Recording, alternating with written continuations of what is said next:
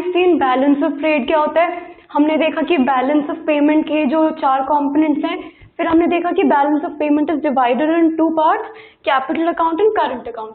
अब हम देखते हैं कि बैलेंस ऑफ पेमेंट में जो ट्रांजैक्शन रिकॉर्ड होते हैं वो आइटम्स कैसे रिकॉर्ड होते हैं। तो इसके हमने इनफैक्ट 2 पार्ट्स करे हैं, ऑटोनॉमस आइटम्स और अकोमोडेटिंग आइटम्स। ठीक है, ऑटोनॉमस आइटम्स वो हो गए which are solely for the purpose of profit maximization।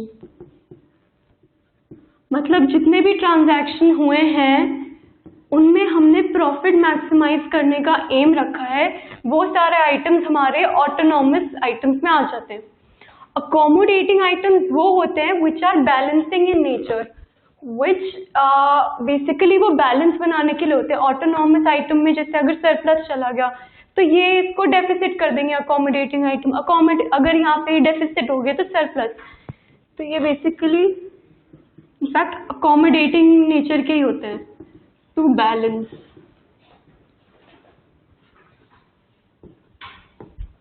ठीक है, तो ये हो गया इनके बीच में, इसको बोल देते हैं अबव द लाइन आइटम, इसको बोल देते हैं बिलो द लाइन आइटम्स।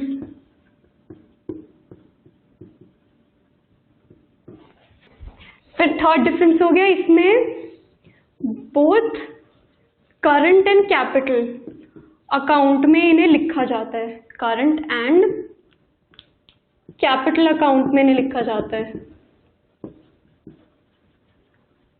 और इसे सिर्फ ओनली इन कैपिटल अकाउंट। अब देखो प्रॉफिट मैक्सिमाइजेशन के लिए तो मतलब कुछ भी हो सकता है, तो इसलिए वो तो दोनों करंट में भी आ जाएगा कि हमारा रियल इनकम जिसको अफेक्ट करेगा, और कैपिटल में भी आ जाएगा कि हमारी कैपिटल फ्लो में भी अफेक्ट करेगा। अकोमोडेटिंग का काम है कि जो हमारे ऑटोनॉमस ने जितना भी आइटम्स प्रोड्यूस किए उसको वो बैलेंस आउट कर सके, तो ये बेसिकली सिर्फ कैपिटल ट्रांसफर्स में डील कर रहा है, कैपिटल ट्रांसफर्स, इसलिए इसमें कोई करंट अकाउंट का कोई रोल नहीं है, सिर्फ कैपिटल अकाउंट का रोल है। ठीक है, ये हो पढ़ लिया हमने डिफरेंस ऑटोनॉमस और अकोमोडेटिंग आइटम्स में। अब हमें पता होना चाहिए कि ये इसका बैलेंसिंग नेचर है, तो ये इसके सोर्सेज क्या है, that's what we will see, sources of accommodating items. एक है कि हम फॉरेन एक्सचेंज रिजर्व का यूज करके कर ले, फॉरेन एक्सचेंज रिजर्व। ठीक है, इसको हम यूज करके अपना ऑटोनॉमस आइटम्स बैलेंस कर ले जो हमारे स्टोर्ड फॉरेन एक्सचेंज रिजर्व है, या फिर हम कर ले बोरोइंग्स। कंट्री किससे बोरोइंग्स करेगी, कमर्शियल बैंक से तो करेगी नहीं, borrowings from IMF, world bank, ये सारे बड़े बड़े बैंक से बोरो कर ले। तो सोर्सेज ऑफ अकोमोडेटिंग आइटम्स हमारे पास 2 ही है कि फॉरेन एक्सचेंज रिजर्व से ले सकते हैं या फिर बैंक से। तो बस ये डिफरेंस है, इसमें बेसिकली 3 डिफरेंस याद करना है दोनों के बीच में, कि ये प्रॉफिट मैक्सिमाइजेशन है, वो बैलेंसिंग है, इसको अबव द लाइन कहते हैं, इसको बिलो द लाइन कहते हैं। ये deals in both current and capital account, that deals in only capital account, और हमने सोर्सेज देख ही लिए। तो अब हम देखते हैं कि डेफिसिट एग्जैक्टली क्या होता है। अब हमें पता चल गया कि what is an autonomous receipt and what is an autonomous payment. तो जब हमारी ऑटोनॉमस रिसीप्ट मतलब total inflow is less than total outflow, मतलब ऑटोनॉमस पेमेंट यानी टोटल आउटफ्लो, तब हमारी डेफिसिट की कंडीशन आ जाती है, मतलब हमें मिल कम रहा है and we are giving more, autonomous receipts are less than autonomous payment, then it is a condition of deficit. अब देखते हैं कि डेफिसिट क्यों क्रिएट हो जाता है, व्हाई डज इट हैपन कि हम ज्यादा देते हैं कम मिलता है हमें। तो उसके कुछ फैक्टर्स हैं, 3 फैक्टर्स मेजरली हम कहते हैं, economic, political and social. First let's see economic factor क्या है, हाई रेट ऑफ इन्फ्लेशन। सी अगर यहाँ पे हमारी जैसे इंडिया में भी इन्फ्लेशन रेट इज हाई, तो what would happen, the abroad के गुड्स वुड बिकम चीपर, मतलब the imports will be cheaper. इसी वजह से हमारे यहाँ पे डेफिसिट हो जाएगा, हमारा सामान कोई खरीदेगा नहीं और हम बाहर का खरीदने लगेंगे, तो ऑटोनॉमस रिसीप्ट्स कम होंगी और ऑटोनॉमस पेमेंट ज़्यादा हो जाएंगी। इसलिए high rate of inflation is one of the cause which causes deficit. फिर है डेवलपमेंट एक्टिविटीज।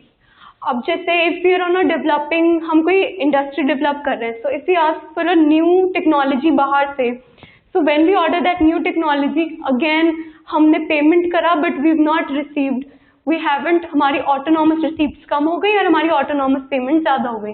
इसलिए इकोनॉमिक फैक्टर्स में दो आ गए, एक तो इन्फ्लेशन हाई है इसलिए हम ज़्यादा इम्पोर्ट कराने लगे बाहर से क्योंकि वो सस्ता पड़ रहा है, और डेवलपमेंट एक्टिविटीज क्योंकि हमें न्यू टेक्नोलॉजी चाहिए तो हम बाहर से लेने लगे। ठीक है, पॉलिटिकल रीजंस।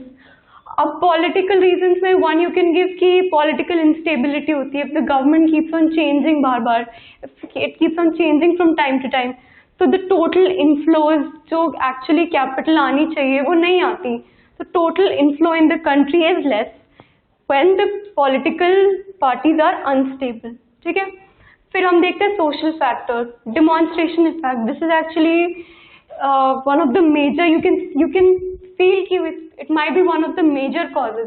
डेमोन्स्ट्रेशन इफेक्ट में क्या होता है that we see that somebody is buying from abroad, we see that our friend is buying from abroad, तो हमें लगेगा कि हमें भी चाहिए। Basically we are trying to ape the westerners, हम उन्हें कॉपी करना चाह रहे हैं, तो उस चक्कर में we buy their stuff, we import their stuff, और इसलिए वही हमारी पेमेंट ज़्यादा हो जाता है। और एक है change in taste and preference, it's very similar to demonstration है कि हमारी अब डोमेस्टिक गुड्स एंड सर्विसेज से we don't want them anymore, we want कि बाहर की सर्विसेज हमें मिले क्योंकि हमारे पास प्रेफरेंसेस चेंज हो गए, वी लाइक बाहर का सामान। तो बस यही है, simple reasons है, you can write them on your own as well, economic, political and social. So I think with this the chapter is complete. We've done BOT, we've done BOP, हमने उसके चारों components पढ़ लिए, फिर हमने current account, capital account देख लिया, फिर हमने deficit देख लिया, उसके causes देख लिए, हमने autonomous items, हमने accommodating items देख लिया। चैप्टर छोटा था, सिंपल था, we've completed it. Thank you.